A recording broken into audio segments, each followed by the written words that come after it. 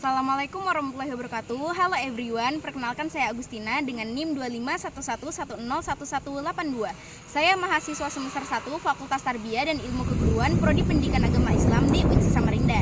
Jadi pada kesempatan kali ini saya akan menjawab beberapa pertanyaan UTS mata kuliah Filsafat Umum. Yuk kita bahas. Berfilsafat memang termasuk bagian dari aktivitas berpikir, tetapi tidak setiap proses berpikir otomatis bisa disebut sebagai kegiatan berfilsafat. Berpikir dalam kehidupan sehari-hari biasanya hanya sebatas memecahkan masalah praktis, mengambil keputusan cepat, atau merespon sesuatu berdasarkan pengalaman. Sementara itu, berfilsafat menuntut cara berpikir yang jauh lebih mendalam, terarah, dan juga kritis. Dalam filsafat, seseorang tidak hanya memikirkan apa yang terjadi, tetapi juga mempertanyakan mengapa hal itu terjadi, apa hakikatnya, dan juga bagaimana seharusnya. Karena itu, tidak semua orang yang berpikir berarti sedang berfilsafat. Namun sebaliknya, setiap orang yang berfilsafat pasti sedang berpikir. Berfilsafat adalah bentuk berpikir yang lebih tinggi, lebih reflektif, dan dilakukan dengan kesadaran penuh. Berfilsafat mengajak seseorang untuk tidak menerima sesuatu begitu saja, tetapi menguji, mempertanyakan, dan mencari dasar paling mendasar dari suatu kebenaran.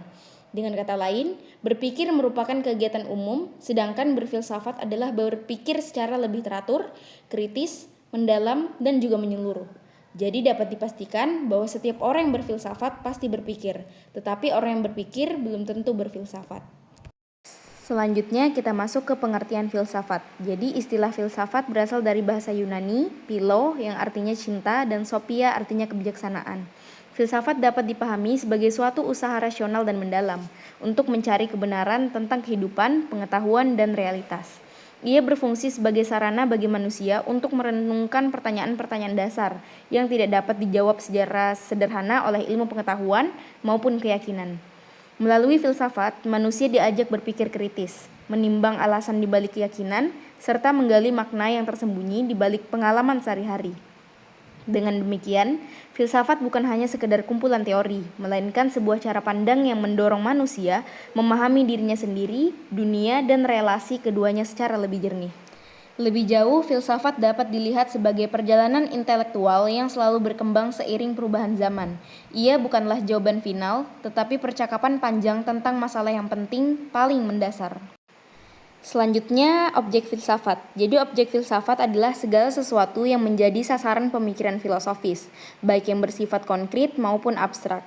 Dalam kajian filsafat, objek ini umumnya dibagi menjadi dua bagian utama. Yang pertama, objek material, yaitu apa saja yang dikaji oleh filsafat. Sifatnya itu sangat luas, mencakup manusia, alam semesta, pengetahuan, nilai, seni, moralitas, hingga ke persoalan Tuhan. Semua hal yang ada atau mungkin ada bisa menjadi bahan refleksi filosofis. Karena filsafat tidak membatasi diri pada satu bidang tertentu. Justru keluasannya ilmiah inilah yang membuat filsafat mampu menjangkau persoalan hidup dari berbagai sisi. Yang kedua, objek formal, yaitu cara atau sudut pandang filsafat dalam menemukan objeknya. Jadi filsafat tidak berhenti pada pertanyaan-pertanyaan praktis seperti apa ini, atau bagaimana cara kerjanya, melainkan masuk ke lapisan lebih dalam dengan bertanya, mengapa ini ada, apa hakikatnya, dan apa makna di baliknya. Disinilah filsafat berbeda dari ilmu biasa yang umumnya fokus pada penjelasan teknis dan empiris. Oke, selanjutnya ada cabang-cabang filsafat. Jadi kajian filsafat itu begitu luas, sehingga untuk memudahkan pemahaman dibagi ke dalam beberapa cabang utama.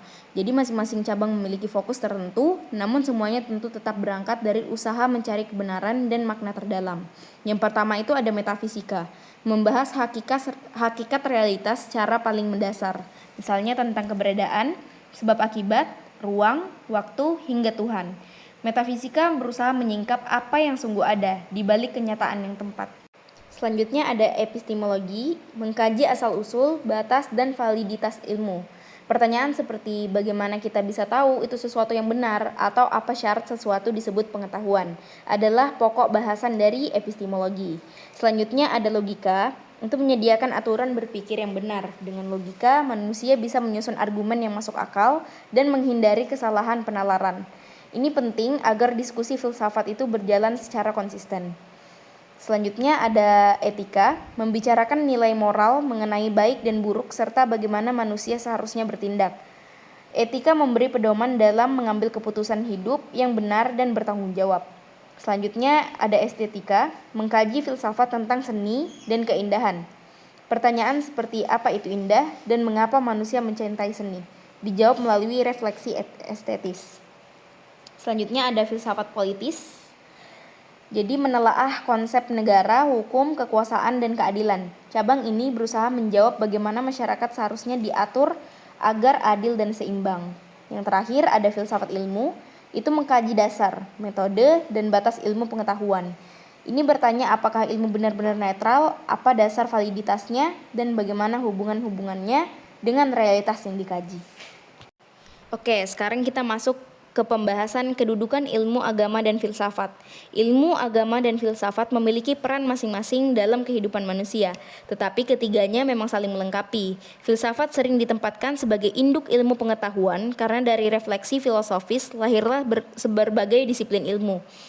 Ilmu pengetahuan itu berkembang dengan metode empiris dan eksperimen, fokus pada hal-hal yang dapat diamati dan diuji. Sementara agama itu memberi pedoman moral dan spiritual melalui wahyu, menuntun manusia agar hidup sesuai dengan kehendak ilahi. Sementara itu ada filsafat yang berfungsi sebagai jembatan yang menempatkan ilmu dan agama dalam dialog kritis. Dengan begitu, ilmu tidak kehilangan arah moral dan agama dapat dipahami secara rasional. Oke, kita sudah masuk ke pembahasan yang terakhir. Jadi kita masuk ke masa Yunani kuno terlebih dahulu. Jadi masa Yunani kuno itu memiliki tokoh seperti Thales, Anaximander, Parmenides, Zeno, Pythagoras, Heraklitus, Empedokles, Anaxagoras, dan Demokritos. Jadi ciri pemikiran dari masa Yunani kuno itu beralih dari penjelasan mitos ke penalaran rasional, logos. Mencari prinsip dasar alam sebagai asal segala sesuatu, mulai menggunakan pengamatan dan logika untuk memahami dunia, bersifat kritis dan argumentatif, tidak menerima sesuatu tanpa alasan. Selanjutnya masuk ke masa Yunani klasik, itu tokohnya ada Socrates, Plato, dan Aristoteles. Ciri pemikiran dari masa Yunani klasik itu berfokus pada manusia, antroposentris, lebih menyoroti etika, kebajikan, dan bagaimana hidup baik. Dialog dan dialektika digunakan sebagai metode utama untuk mencari kebenaran, terutama oleh Socrates. Pemikiran sistematis dan konseptual, terutama pada Plato dan Aristoteles yang menyusun teori besar tentang realitas, pengetahuan, dan nilai. Berusaha menggabungkan rasio dan etika. Kritik terhadap relativisme, munculnya teori-teori besar seperti idea dari Plato, logika dan kategori dari Aristoteles, dan juga pengetahuan. Oke, sekarang kita masuk ke abad pertengahan. Jadi masa abad pertengahan juga memiliki tokoh besar seperti Agustinus, Boethius, Anselmus, Thomas Aquinas, Johannes Scotus Erigena. Nah, jadi ciri pemikirannya itu berfilsafat sangat dipengaruhi oleh agama Kristen, yang mana cara berfilsafat menggunakan ajaran Aristoteles yang disesuaikan dengan doktrin agama. Metode skolastik, pemikiran agama gabungan dari iman dan rasio. Nah, yang terakhir itu ada filsafat Islam. Jadi di filsafat Islam memiliki tokoh besar seperti Al-Kindi, Al-Farabi, Ibnu Sina, Al-Ghazali, Ibnu Rus. Ciri pemikiran dari filsafat Islam itu menggabungkan akal dan wahyu, menyintesiskan pemikiran Yunani dengan nilai Islam, berfokus pada konsep ketuhanan dan metafisika, memperhatikan etika dan spiritual, rasional tetapi tetap religius ya teman-teman, mendorong kemajuan ilmu pengetahuan lah, seperti itu. Oke, terima kasih sudah menonton sampai akhir. Semoga penjelasan yang saya sampaikan bisa membantu teman-teman memahami materi filsafat dengan lebih mudah dan jelas. Kalau masih ada bagian yang kurang dipahami atau butuh penjelasan tambahan, kalian boleh banget tinggalkan komentar atau tanya langsung.